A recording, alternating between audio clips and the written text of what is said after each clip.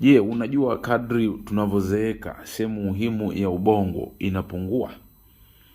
Hii ndiyo sababu wazee wanapoteza memory haraka. Sehemu hii ya ubongo inaitwa hippocampus na ndiyo inayoshughulikia memory na learning, kwa maana ya kujifunza.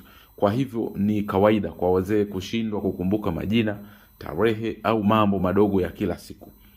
Lakini kumbuka, sio umri tu, bali ni jinsi unavyotumia ubongo wako kila siku.